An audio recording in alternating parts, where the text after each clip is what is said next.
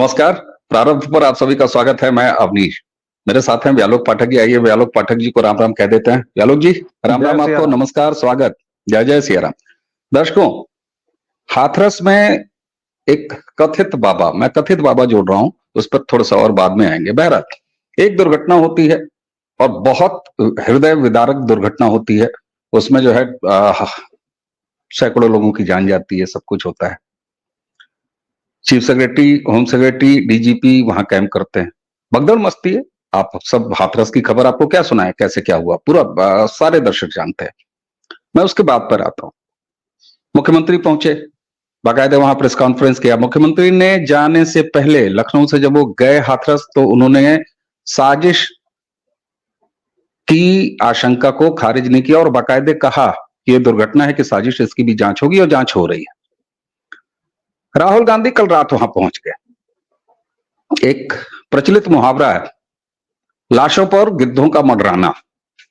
ये वो कांग्रेस है जो 84 का कांड कराती है, उसके बाद इतने सालों तक मुआवजा मुआवजा खेलती है। जब सरकार ने त्वरित रूप से वहां पर मुआवजा या बाकी चिकित्सीय पोस्टमार्टम, क्योंकि इतनी मौतें हुई हैं, वो सारी औपचारिकता शासन स्तर की जिम्मेदारी होती है, वो की जा रही है। राहुल गांधी लाशों पर राजनीति करने पहुंच गए। राहुल गांधी का इंटरेस्ट क्यों है? ये जो बाबा है, इसकी नजदीकी सपा के मुखिया से है। और तब याद आता है इनका एक पूरा इकोसिस्टम। प्रधानमंत्री ने संसद में इकोसिस्टम जो कहा ना, इकोसिस्टम के भांति भांति तरह के स्वरूप होते हैं। इकोसिस्टम का एक स्वरूप देखिए, आपको याद दिलाऊं दर्शकों, व्यालोक जी आपको भी, स्मृतियां लोगों की बड़ी अल्पकालिक होती जा रही हैं। 2016 मथुरा, जवाहर बाग, रामवृक्ष यादव, जय गुरुदेव की विरासत को लेके, और उस आदमी ने, मजे की बात आप ये सोचिए, मैं मजा शब्द कहने के लिए क्षमा भी मांग रहा हूं, क्योंकि उसमें पुलिस के अधिकारी की भी हत्या हुई और किस तरीके से एक पूरी जंग टाइप की हुई, मुठभेड़ टाइप की हुई, ऐसे जैसे 10 युग किसी बीहड़ में हो रहा हो। 2014 से समाजवादी पार्टी की तब सरकार थी उत्तर प्रदेश में व्यालोक जी, और 2014 से उसने, रामवृक्ष यादव ने जवाहर बाग पर कब्जा जमाया हुआ था। और जब अतिक्रमण खाली कराने की बात आई, एक अफसर ने इनिशिएट किया, तो ये कांड हो गया। शिवपाल यादव का नाम आया था, सीधे सीधे उनका वरद हस्त था। खैर, ये जो सैफई परिवार है, इसका दस्युओं के साथ क्या कनेक्शन रहा है, ये तो इनके नेता मुलायम सिंह यादव जी के जमाने से है। कैसे कैसे क्या है, बहुत सारी कथाएं हैं, लंबी बात हो जाएगी। लेकिन भी आलोक जी, यह आपका प्रिय पात्र, जो कि अब दुर्घटनावश भारत की संसद में नेता प्रतिपक्ष भी है, समाजवादी पार्टी का कनेक्शन वहां पर दिखाई दे रहा है, साफ तौर पर स्टैब्लिश हो रहा है। मुख्यमंत्री कह रहे हैं साजिश भी हो सकती है, और ऐसे में इंडी अलायंस के सो कॉल्ड चेहरे लल्ला बाबू वहां पहुंच जाते हैं गिद्धखोरी करने। ये संसद में तो इनका चरित्र सब देख ही रहे हैं, ये संसद से बाहर भी क्या अब गिद्धों वाली राजनीति करेंगे? मुआवजा मुआवजा खेलने पहुंच गए, जबकि सरकार सब कुछ कर रहा है, शासन सब कर रहा है। तो ये सवाल ही बेमानी है कि क्या ये लाशखोरी करेंगे, क्या ये लाशों पर राजनीति करेंगे। इनकी पैदाइश ही इसी के लिए हुई है। कभी ये राम भक्तों पर गोलियां चलवाते हैं, कभी कुछ करते हैं। मैं टीपू को भी इसी में जोड़ ले रहा हूँ, टीपू को और राहुल गांधी दोनों को जोड़ ले रहा हूँ। इसके 3 आयाम है। देखिए, एक तो ये मुनाफा और मुआवजे को लेके, और जो भी इनकी गिद्ध वाली हरकत है वो तो चलेगी, उसको अभी छोड़ दीजिए। दूसरा, अब ये तय हो गया है कि इस बार ये संसद में सरकार नहीं चलने देंगे, सड़कों पर उतरकर सरकारी कामकाज में बाधा डालेंगे। क्योंकि अगर हाथरस राहुल गांधी पहुंचे हैं तो जाहिर तौर पर उनका पूरा लामकाफ अमला और सब कुछ पहुंचेगा। अगर उनकी सुरक्षा में हल्की सी भी चूक हो जाती है तो यूपी सरकार को लेने के देने पड़ जाएंगे। होगा कुछ नहीं, क्योंकि अभी यूपी में जो व्यक्ति मुख्यमंत्री है उसको कोई फर्क नहीं पड़ता, लेकिन एक जहां तक नैरेटिव की बात है, या जो भी कि भाई हमला करवा दिया या चूक कैसे हो गई वगैरह वगैरह, क्योंकि ये लोग प्रधानमंत्री की तरह सहिष्णु तो है नहीं कि प्रधानमंत्री के काफिले को, मतलब भारत के प्रधानमंत्री के काफिले को पंजाब में 2 मिनट के लिए या 5 मिनट के लिए रुकना पड़ा और उसके 15 बावजूद मिनट प्रधानमंत्री ने माफ कर दिया, 15 मिनट सॉरी, और प्रधानमंत्री ने माफ कर दिया, तो ये लोग तो वैसे हैं नहीं ना, ये लोग तो गिद्ध प्रजाति के हैं। तो दूसरा इनका जो आयाम है वो ये देना है अपने वोट बैंक को, जो इनकी ही तरह गिद्ध हैं, जो इनकी ही तरह सड़कों पर हमेशा रहते हैं, जो इनकी ही तरह जिहादी हैं, जो इनकी ही तरह पूरे देश को जलाने को तैयार बैठे हैं। उनको इन्होंने संकेत दे दिया है कि संसद से सड़क तक अब ये इस सरकार को आराम से नहीं चलने देंगे, विकास परक कोई काम नहीं होने देंगे, कहीं कोई काम होगा उसमें पहुंच के ये अड़ंगेबाजी जरूर करेंगे। तीसरी और सबसे महत्वपूर्ण बात जो है वो आप देखिए कि इकोसिस्टम या जो भी कहिए, इस मामले में भी चचा शिवपाल का नाम आ गया है। भाई रामवृक्ष यादव में भी आया था, इसमें भी आया है। अब ये भाई साहब कौन है, मैं जातिगत कोई ये नहीं करना चाहता, लेकिन ये सो कॉल्ड बाबा कौन है क्या है, इनके भी कुंडली निकाली नहीं चाहिए और निकल ही चुकी है, सबको पता ही है। टीपू बिना कहीं गए हुए इस पूरी घटना पर आयोजकों को 3 क्लीन चिट दे चुके हैं।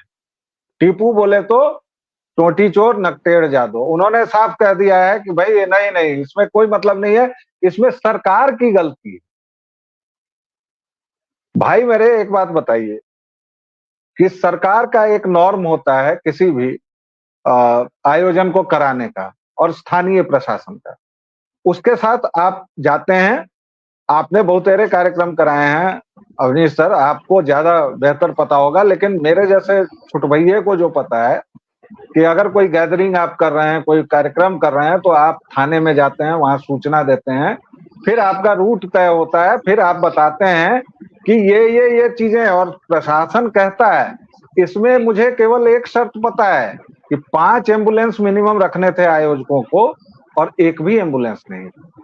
बाकी तो आप विस्तार से बता सकते हैं इस पर कि क्या करना होता है, कैसे करना होता है, लेकिन बिल्कुल समाजवादी पार्टी के मुखिया को बैठे बैठे सपना आ गया कि आयोजकों की इसमें कोई गलती नहीं।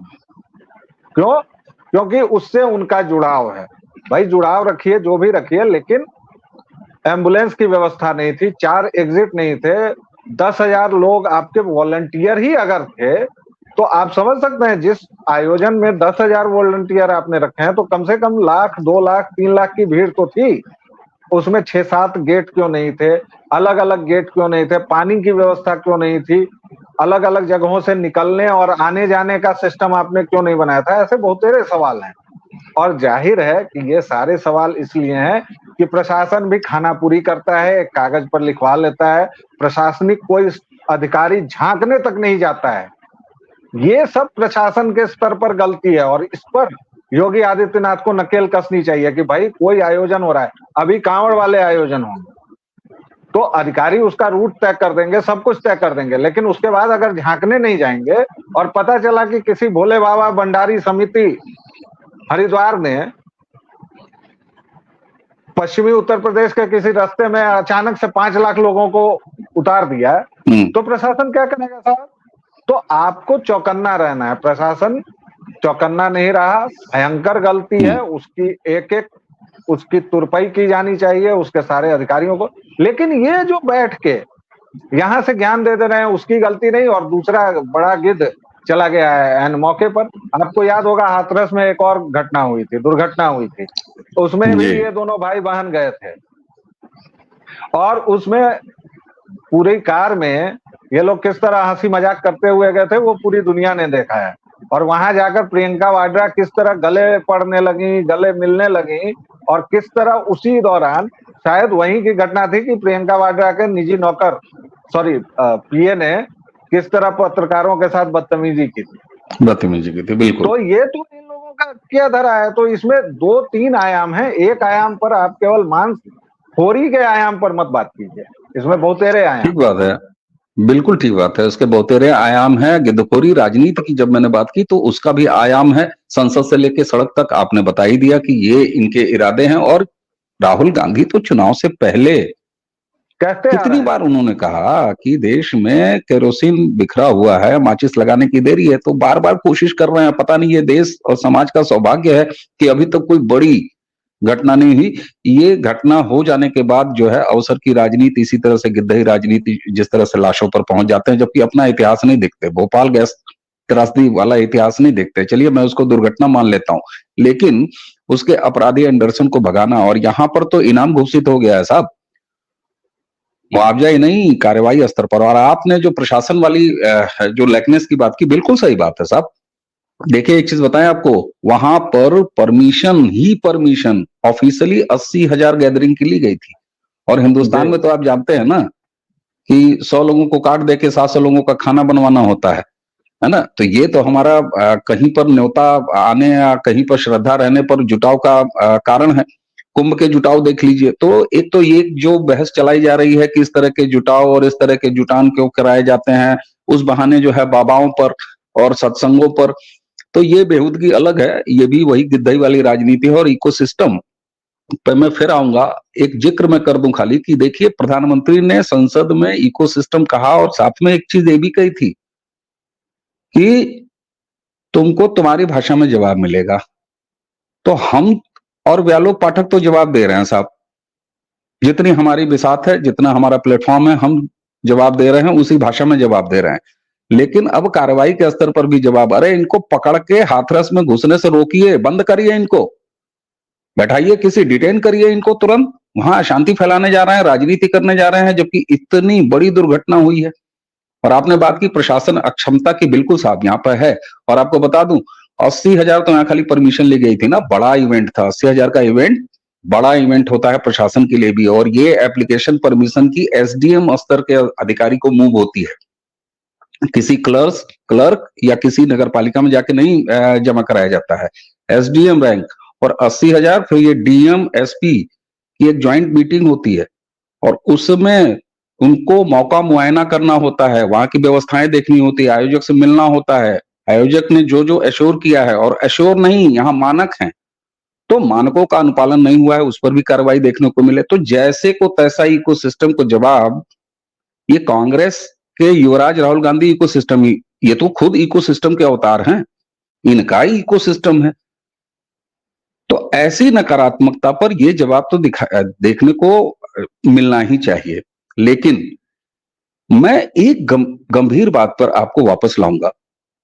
मुख्यमंत्री योगी आदित्यनाथ जी की किसी बात को, ऑफिशियली कही किसी बात को हल्के में नहीं लिया जा सकता। उन्होंने पहले रिएक्शन हाथरस जाने से पहले ही जो साजिश वाली एंगल का दिया, और अब जिस तरीके से मथुरा कांड से हम इसको जोड़ पा रहे हैं, क्या आपको ये इसकी भी संभावना लगती है कि इस तरह से अनियंत्रण और प्रशासन को ठीक है सब हो जाएगा, या प्रभाव में ले लेना, जो भी हो, जिस तरह से अखिलेश यादव ऐसे आयोजकों के साथ आए हैं जैसे वो पल पल की रिपोर्ट ले रहे थे, उनके पास सीसीटीवी की सारी कवरेज थी और वो देख रहे थे कि वहां सब कुछ ठीक था।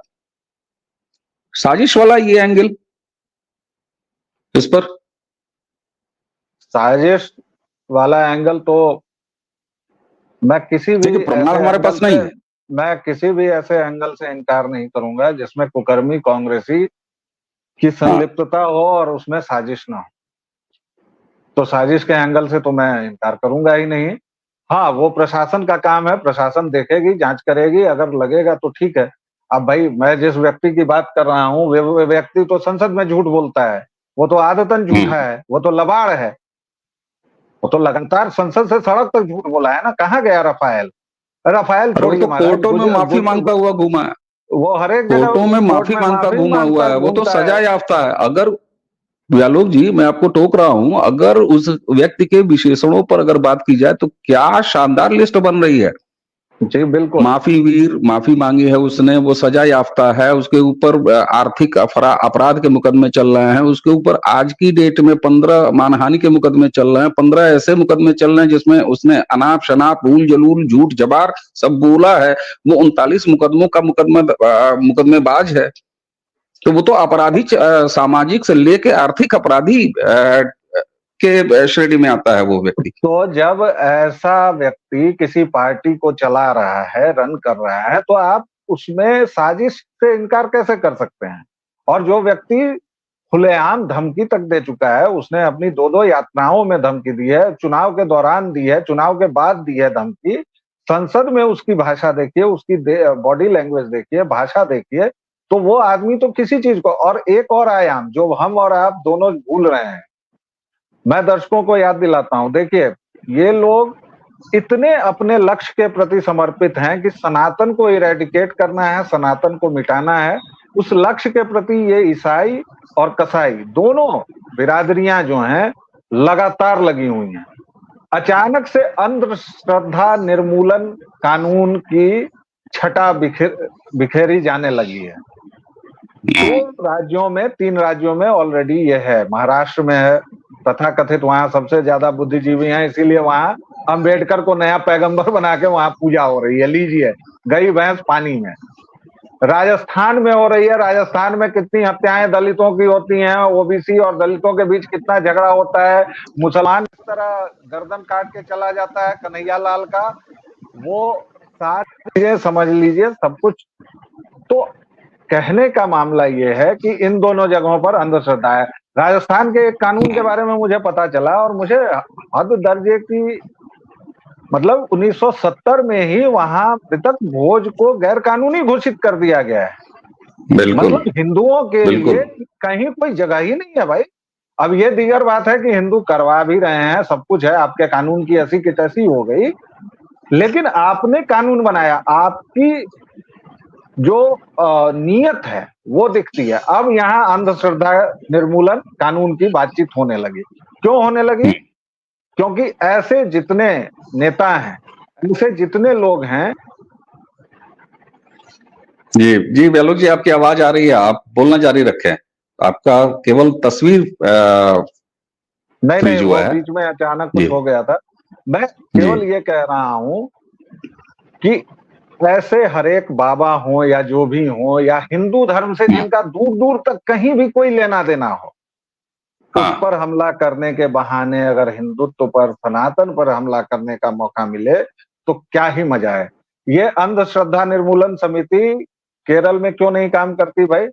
जहां पर वो पास्टर, पेस्टर, पादरी, आदरी, खादरी ननों का बलात्कार कर रहे हैं, लगातार कर रहे हैं, और उस पर किसी की जू नहीं रेंगती। वो लोअर कोर्ट में सजा याफ्ता होता है, हाई कोर्ट से जाकर छूट जाता है, और न जाने कितनी दर्जनों ननों का उस चुट्टे ने बलात्कार किया है, और वो अभी भी चर्च में जमा हुआ है। जहां छूने के बाद वो झटका लग के और कैंसर से लेके एड्स तक ठीक हो जा रहे हैं, वहां आपकी अंधश्रद्धा चली जाती है खिड़की के रास्ते बाहर।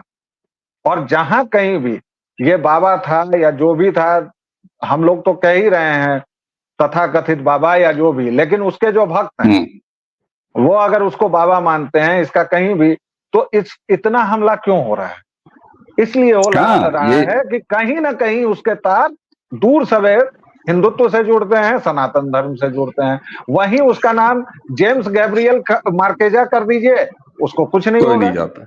चंगाई सभा में अगर इतना चंगा कांड हो गया होता तो कोई नहीं जाता व्यालोक जी। और एक चीज और आपने नोटिस किया होगा कि शुरुआत में ये लोग इस पर ज्यादा फोकस हुए कि ये देखो अंधश्रद्धा है, और ये देखो बाबागिरी है, ये देखो वैसा है। जैसे ही समाजवादी कनेक्शन निकल के आया तो अब तोप का मुंह जो है, इनकी प्रपंचना का मुंह जो है, वो प्रशासन की तरफ घूम गया है। इसीलिए मैं कह रहा हूं अब मुआवजे की राजनीति हो रही है।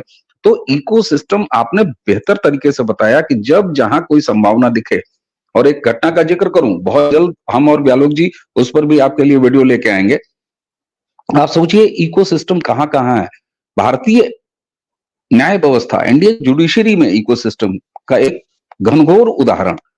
क्या आप कल्पना कर सकते हैं कि किसी आपराधिक चरित्र के व्यक्ति जो कि डिटेन्ड हो, जो कि तिहाड़ में हो, घोटालेबाज हो, शराब कांड किया हो, मैं अरविंद केजरीवाल की बात कर रहा हूं, उनको सेशन से जमानत मिल जाती है, हाईकोर्ट जमानत पर रोक लगा देती है, और 157 सुप्रीम कोर्ट के वकील चीफ जस्टिस को लेटर लिखते हैं कि साहब ये गलत हो रहा है। ये है इकोसिस्टम, जिस पर अगली चर्चा करेंगे। फिलहाल इकोसिस्टम की इसी तरह हम अपनी जिम्मेदारी निभाते हुए, प्रधानमंत्री ने जब हाउस में कहा है तो हम अपेक्षा करेंगे कि फिर उनके एक्शंस में भी आए, प्रदेश सरकारों के एक्शन में आए, भारतीय जनता पार्टी के एक एक सिपाही, एक एक कार्यकर्ता, एक एक जिम्मेदार, चाहे वो स्पोक्समैन हो, चाहे किसी सरकारी मंत्री पद पर बैठा हो, हर जगह इकोसिस्टम को उसकी भाषा में जवाब देने आए।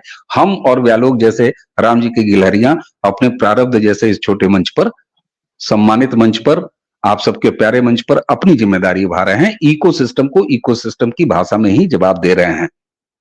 इसीलिए आज हम राहुल गांधी गिद्ध, जो कि हाथरस में हुई दर्दनाक मौतों पर खड़े होकर अपनी राजनीति कर रहे हैं, ये भी एक इकोसिस्टम है। और उनको बैक कवर किस तरीके से दिया जा रहा है, इनके इकोसिस्टम की जमात, चाहे वो ट्विटर बाज हो, जो एक्स प्लेटफॉर्म हो वहां हो, चाहे कंटेंट जनरेटर हो, चाहे इनके नेती नेता हो, ऐसे में सबसे हमारी अपेक्षा इकोसिस्टम को उनकी भाषा में जवाब देने की ये होती कि उत्तर प्रदेश सरकार कल रात में ही राहुल गांधी को हाथरस में घुसने से पहले डिटेन कर लेती प्रशासनिक आधार पर। ये होता है जवाब देना। मुझे उम्मीद है कि देर सवेर इस तरह के जवाब भी नजर आएंगे। नजर किस तरीके से आएंगे ये भविष्य बताएगा। व्यालोक जी, आपने हमें समय दिया, आपका बहुत बहुत धन्यवाद। दर्शकों, इसी के साथ मुझे और व्यालोक जी दोनों को आज्ञा दीजिए। आप सभी का बहुत बहुत धन्यवाद। और हाँ, वो जो इकोसिस्टम का केजरीवाल कांड है, उस पर हम बहुत अगली चर्चा लेके आएंगे व्यालोक जी के साथ। तब तक के लिए आप सभी को प्रणाम, नमस्कार, जय जय श्री राम। जय श्री राम।